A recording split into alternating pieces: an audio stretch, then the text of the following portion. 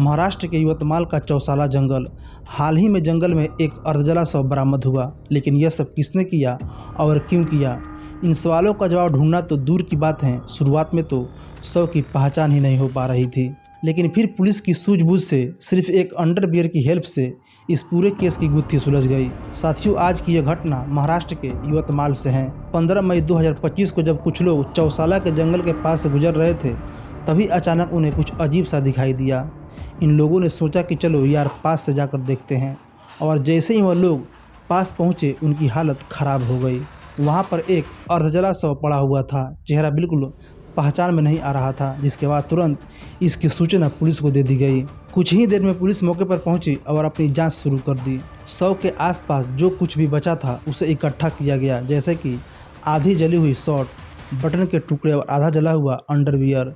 फिर पुलिस ने शव को कब्जे में लिया और उसे पोस्टमार्टम के लिए भेज दिया। लेकिन यहाँ पर पुलिस के लिए सबसे बड़ा चैलेंज यह था कि शव इतनी बुरी अवस्था में था कि उसकी पहचान करना इतना आसान नहीं था। लेकिन फिर भी पुलिस ने पूरी कोशिश की। सबसे पहले आसपास के इलाकों में लोगों से पूछताछ की गई, सीसीटीवी फुटेज खंगाले गए, लेकिन इन कोशिश के बाद भी शव की पहचान नहीं हो पा रही थी। लेकिन पुलिस ने यहाँ पर हार नहीं मानी। उन्होंने अब आसपास के इलाकों के लापता लोगों के बारे में जानकारी जुटाना शुरू कर दिया। कई लोगों से पूछताछ की गई और तब जाकर एक जानकारी सामने आई। पता चला कि 13 मई से 32 साल का शांतनु देशमुख कहीं दिखाई नहीं दिया है। वहीं कुछ मीडिया रिपोर्ट में यह भी कहा गया कि शांतनु को शराब पीने की गंदी लत थी। वह रोज़ ही शराब पीता था, लेकिन 13 मई के बाद उसे शराब के ठेके में देखा नहीं गया। यह बात पुलिस के लिए बड़ी अजीब थी, क्योंकि जो व्यक्ति साल के 365 दिन बिना शराब के रह नहीं सकता है, वह अचानक कहाँ गायब हो जाएगा। इसके बाद पुलिस ने शांतनु देशमुख के दोस्तों का पता किया। शांतनु के कुछ दोस्तों से पूछताछ की गई, तब जाकर एक दोस्त के मोबाइल में शांतनु देशमुख की फ़ोटो नज़र आई, और उस फोटो में शांतनु ने वही कपड़े पहने थे जो शव से बरामद हुए थे। फोटो में जो कपड़े शांतनु ने पहने थे उसे देखकर यही लग रहा था कि शायद वह शांतनु का ही शव है, लेकिन पुलिस पूरी तरह से कंफर्म होना चाहती थी। इसलिए अब पुलिस सीधा शांतनु देशमुख के घर पहुंची। पुलिस ने दरवाज़ा खटखटाया तो अंदर से शांतनु देशमुख की पत्नी निधि देशमुख बाहर निकली।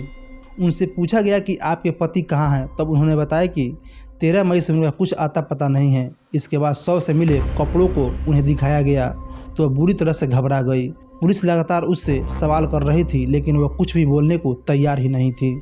लेकिन तभी पुलिस की नज़र घर पर रखी एक अंडरवियर पर गई। उन्हें याद आया कि बिल्कुल इसी कंपनी के अंडरवियर शव से बरामद की गई थी। इसके बाद पुलिस ने निधि से पूछताछ की, ये अंडरवियर किसकी हैं, और इस सवालों से निधि बुरी तरह से घबरा गई और फिर हर सवाल पर उसके जवाब लड़खड़ाने लगे। पुलिस को शक हो गया कि निधि बहुत कुछ छुपा रही है, इसलिए पुलिस ने निधि को हिरासत में ले लिया और कड़ी पूछताछ शुरू कर दी। पुलिस के सामने निधि ज़्यादा देर तक टिक नहीं पाई और उसके बाद उसने एक ऐसा सच बयां किया जो बेहद चौंकाने वाला था।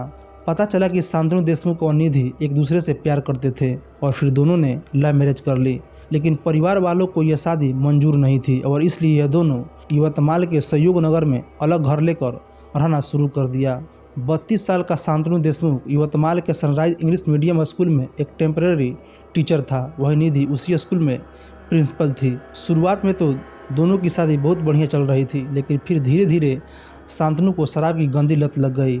पहले वह कभी कभार ही शराब को हाथ लगाता था, लेकिन फिर धीरे धीरे उसने रोज़ ही शराब पीना शुरू कर दिया और फिर एक ऐसा समय आया कि वह साल के 365 दिन शराब पीने लगा। लेकिन इस गंदी लत के साथ साथ अब वह हर रोज़ निधि से झगड़ा करता था, उसे मारता पीटता था और यह सिलसिला लगातार चलता आ रहा था। निधि शांतनु की इन हरकतों से बहुत ज़्यादा परेशान हो चुकी थी। उसे समझ में नहीं आ रहा था कि आखिर वह करे भी तो क्या करे। और जब पानी सर के ऊपर से चला गया तब निधि ने एक दिन सोचा कि अब वह शांतनु के साथ तो रह नहीं सकती हैं, लेकिन अलग होने के बजाय उसने शांतनु को हमेशा के लिए रास्ते से हटाने का प्लान बना लिया। 13 मई 2025 को निधि ने शांतनु के मिल्क शेक में कुछ ऐसी दवाइयाँ मिलाई जिसकी वजह से उसकी मृत्यु हो गई। और जब शांतनु की सांस थम गई तब निधि बुरी तरह से घबरा गई, क्योंकि अब वह क्या करे, शव को कहाँ ठिकाने लगाए, क्योंकि अकेले शव को ले जाकर ठिकाने लगाना उसके बस की बात नहीं थी। तभी निधि के यहाँ 3 स्टूडेंट ट्यूशन पढ़ने आते थे। निधि ने सोचा कि इन बच्चों की मदद से वह शांतनु के शव को ठिकाने लगा सकती हैं। इसके बाद उसने किसी तरह से अपने स्टूडेंट को इस बात के लिए मना लिया। तीनों स्टूडेंट मान गए और फिर तीनों स्टूडेंट की मदद से निधि ने शांतनु के शव को चौसाला के जंगल में फेंक दिया, लेकिन घर आने के बाद उसे ख्याल आया कि कहीं शव को किसी ने पहचान लिया तो वह तुरंत पकड़ी जाएगी। इसलिए अगले दिन वह फिर से जंगल गई और इस बार पेट्रोल डालकर आग लगा दी और घर आकर सो गई। इस बयान के बाद हर कोई हैरान रह गया। इसके बाद पुलिस ने मिले सबूतों के आधार पर और निधि के कबूलनामे के बाद निधि को न्यायिक हिरासत में भेज दिया गया। वहीं तीनों छात्रों को बाल सुधार गृह भेज दिया गया और इस तरह एक अर्ध जले शव से शुरू हुई खौफनाक कहानी उस अंधे सच तक जा पहुंची जिसने सबको झकझोर कर रख दिया। इस घटना पर आप क्या कहना चाहेंगे? क्या निधि को सही तरीके से अलग नहीं होना चाहिए था, लेकिन उसने अलग ना होकर जुर्म का रास्ता चुना? अपनी राय कमेंट में ज़रूर दें और नई खबरों के लिए चैनल को सब्सक्राइब करना ना भूलें। फिर मिलते हैं साथियों एक नई खबर में एक नई सच्ची कहानी के साथ। तब तक के लिए आपका बहुत बहुत धन्यवाद।